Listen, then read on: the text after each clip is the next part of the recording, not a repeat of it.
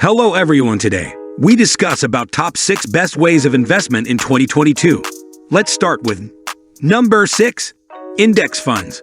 Now, I realize I sound like a broken record when I talk about this investment, but that's because it has historically worked extremely well. Even when everything else is trading at an all-time high, it's so good that I invested the majority of my own money in it over the last year, and it outperformed many of my other investments. Furthermore, the premise is extremely simple. An index fund is essentially a large basket of stocks that can be purchased for a single low price at any time. That way, you can own a little bit of everything without having to pay full price for each item individually. For example, if you wanted to buy one share of every company in the S&P 500, you'd have to pay a whopping $110,127.77. Or you could just buy something like SPI, which tracks them all for $477 and isn't a literal house. The benefits of doing so include the diversification of owning 500 different companies, as well as the fact that this single investment has been shown to outperform 95% of actively managed funds. That is, if you only make this one investment at the beginning of January every year, you will most likely make a lot more money than your Wall Street colleagues. Of course, there is the widespread belief that we are trading all-time highs. It's now a market bubble. It's not a good time to invest. However, studies show that the market has reached an all-time high on 7.5% of all trading days since 1950. Not to mention the time the market spends within 1% of an all-time high, which accounts for 1 out of every 5 trading days. However, if history is any guide, you'd be better off investing right away and then counting your profits at the end of the year. However, if history is any guide, you'd be better off investing right away and then counting your profits at the end of the year. Number 5. Individual stocks. Let's be honest about this. Even though most of us know we'd be better off buying index funds and doing nothing, that doesn't stop almost all of us from placing our bets and then seeing if we can outperform them. And if you choose the right ones, you could end up making a lot of money. For example, in early 2021, I invested $100,000 in stocks chosen at random by a monkey, and that portfolio returned 41% a year later. Other stocks, such as GameStop, have increased by more than 700%. Derna, on the other hand, is up 115%. Ford has increased by 133%. And if you make the right choice, you could end up making a decent amount of money over the next year. However, as you are probably aware, the higher the return, the greater the risk. And if you make the wrong choice, you could end up losing a lot of money.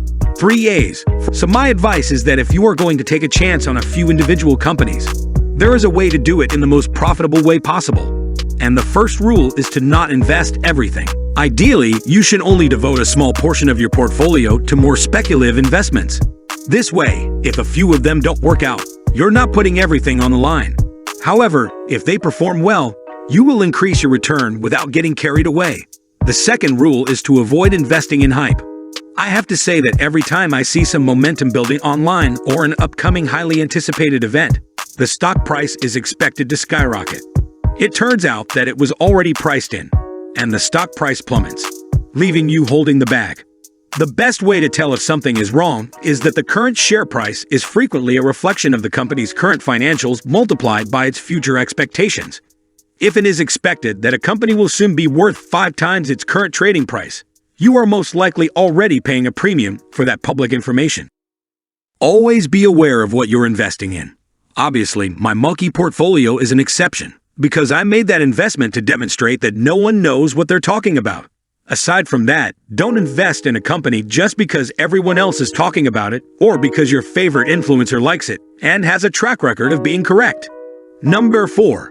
Roth IRA. Most people forget that when they make a lot of money in the markets, they must also pay taxes, which can be up to 50%. California. There is also a way to avoid this. You should begin by opening a Roth IRA.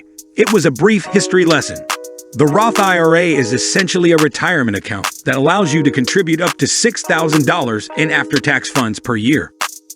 And then, by the age of 59 and a half, all of the profit you make within that account is completely tax-free.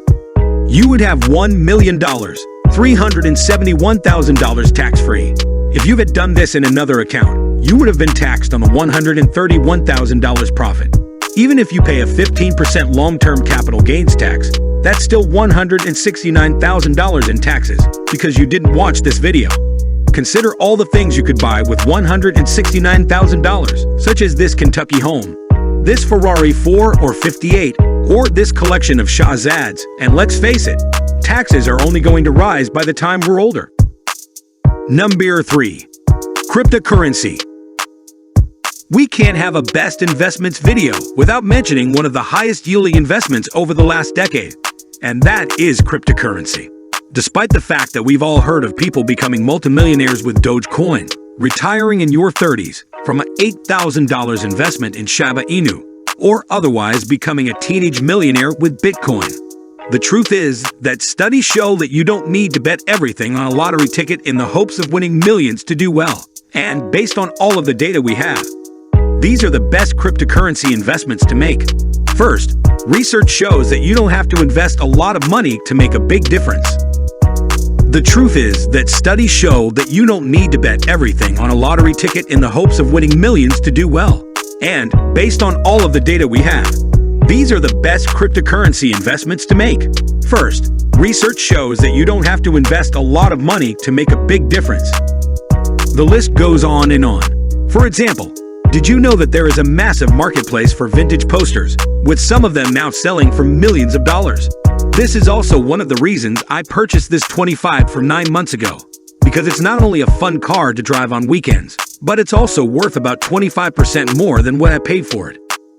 The same could be said about a manual transmission Lamborghini 430 or an SLR, same Jeep Mercedes.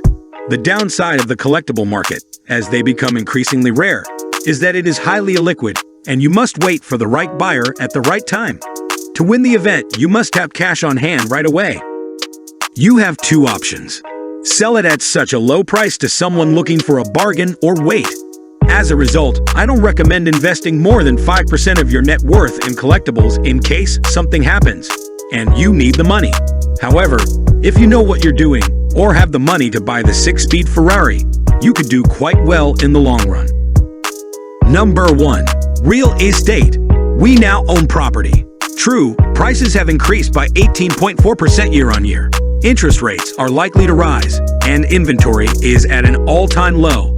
Although it is still possible to buy a home, it is a good investment, and this is where I intend to put the majority of my money over the next year.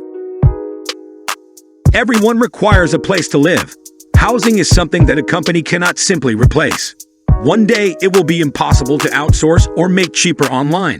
The reality is that we all need a place to live, and if we're not renting, we're buying. As a result, the market is literally everyone. The bank will then lend you the majority of the money you need to buy the house as long as you can come up with a 10 to 20% down payment.